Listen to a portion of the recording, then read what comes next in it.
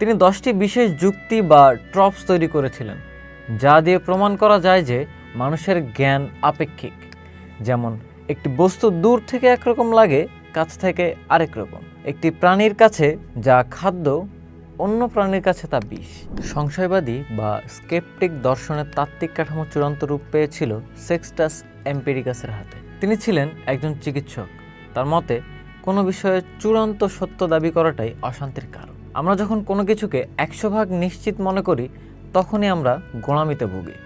Sextus আমাদের শিখিয়েছেন সব কিছুকে খোলা মনে বিচার করতে এবং সিদ্ধান্ত গ্রহণে তাড়াহুড়ো না করতে। তিনি 10টি বিশেষ যুক্তি বা ট্রপস তৈরি করেছিলেন, যা দিয়ে প্রমাণ করা যায় যে মানুষের জ্ঞান আপেক্ষিক।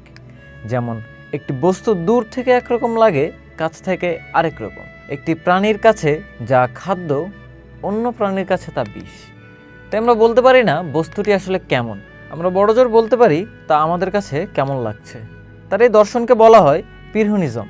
তিনি মনে করতেন যারা সত্য পাওয়ার দাবি করে তারা ভ্রান্ত, আর যারা সত্য খুঁজে পাওয়া অসম্ভব বলে তারা হতাশাবাদী। প্রকৃত জ্ঞানী তারাই যারা প্রতিনিয়ত অনুসন্ধান চালিয়ে যায়, কিন্তু কোনো স্থির মতবাদে আটকা পড়ে না। তিনি আমাদের শেখান যে জানি না বলার মধ্যেও এক বিশাল তৃপ্তি এবং বিনয় লুকিয়ে আছে।